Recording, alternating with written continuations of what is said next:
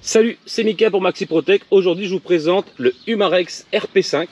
Donc, c'est un pistolet à la base où on peut rajouter une crosse. Donc là, il est full équipé.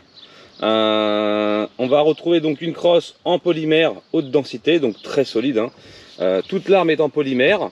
Une petite lunette Walther en 4x32 avec la dioptrie réglable. On va retrouver ici l'endroit où on va mettre les deux sparklettes. Donc, c'est deux sparklettes de 12 grammes, donc pour une grande autonomie. Un petit rail Picatinny pour venir mettre un petit bipied ou une petite lampe laser, une petite lampe tactique ou simplement un laser. Le cran de sûreté est ambidex, donc là je l'enclenche, on ne peut pas tirer, et je le désenclenche ici. Donc, il fonctionne des deux côtés évidemment. Et ici on vient mettre les chargeurs de 5 coups. Il faut savoir que ça développe 8 joules. Après essai sur ma chaîne Mika Armement, que je vous invite à rejoindre pour des tests qui sont bien plus poussés, on sort quasiment 8 joules. Donc c'est excellent pour une petite carabine de ce style-là. Enfin, pistolet carabine. C'est un petit peu un hybride. Donc ça fonctionne également. Ce qui est sympa comme principe là-dessus, c'est le mode de pompe. Donc on a un petit bouton ici, pressoir. Et on vient alimenter comme ça. D'accord ? Ici, on vient mettre le petit chargeur. Donc qui se présente comme ça. Hop, on vient de mettre en lieu et place.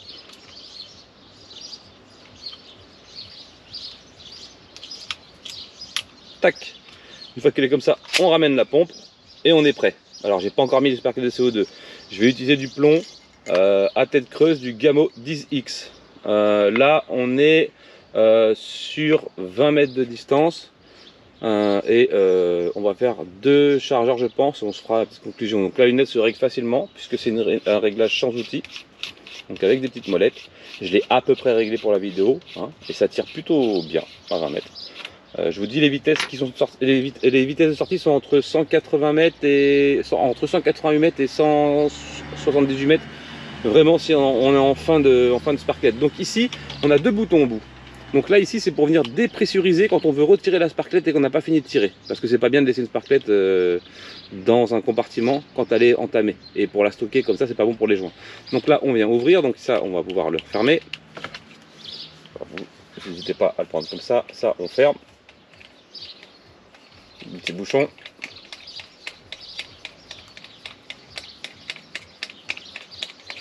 Alors je m'excuse mais il fait très très chaud dans la tente.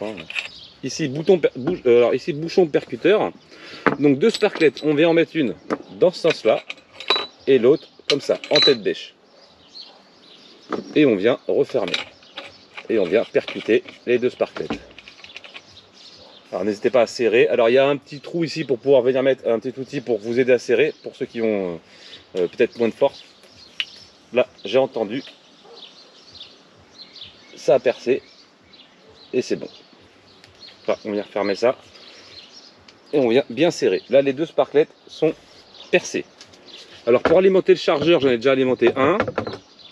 C'est pas compliqué, il y a un trou devant. L'encoche vient vers nous. On a un mode ressort, donc on va commencer par mettre plomb tête vers l'avant. On fait ça et on avance au fur et à mesure. Et elle se bloquera au dernier plomb. Tac.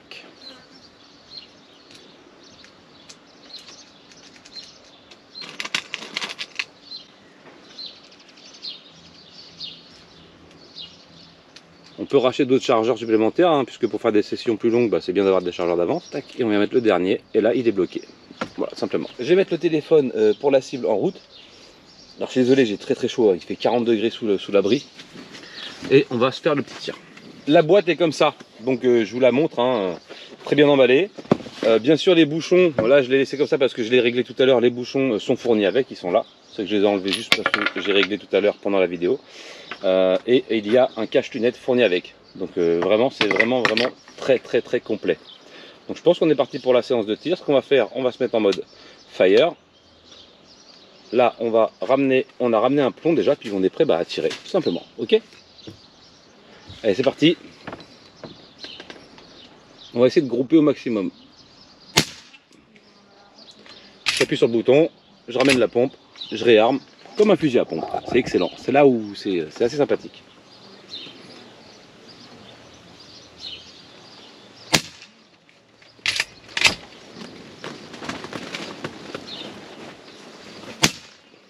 petit peu à droite. Petit coup de doigt. Sinon, c'est trou dans le trou. Hein.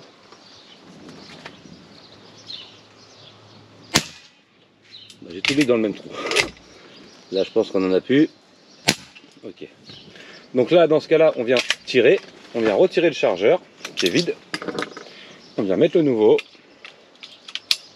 Et on est reparti pour 5 autres plombs.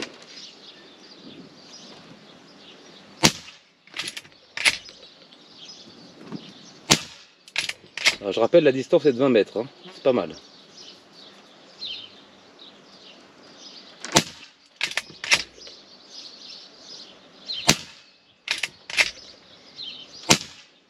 Alors là, on a fini le chargeur. On va mettre en sécurité. Tac. On ramène la pompe. On vient retirer le chargeur. On se met en sûreté. Et on va chercher la cible pour faire la conclusion. Bon bah le bilan est sans appel. 2 chargeurs en plein milieu de la cible à 20 mètres sur une cible de 6 par 6. Voilà. J'ai rien d'autre à dire là-dessus. C'est très correct. Je vous remercie de m'avoir regardé. Je vous remonte ça de plus près. Donc, petit rail Picatinny en dessous. Fabrication, bah, c'est du Umarex, donc c'est plutôt très fiable. Petite dioptrie réglable ici. Petite lunette Walter qui va bien avec un petit cache soleil ici. Petite crosse qu'on peut enlever aussi. Hein. Il y a des organes de visée ouverts fournis avec. On peut retirer la crosse et tirer en mode pistolet tout simplement avec. Voilà. Je préférais avec la crosse, personnellement. Merci de m'avoir regardé. Je vous dis à plus pour une prochaine vidéo. Tchuss.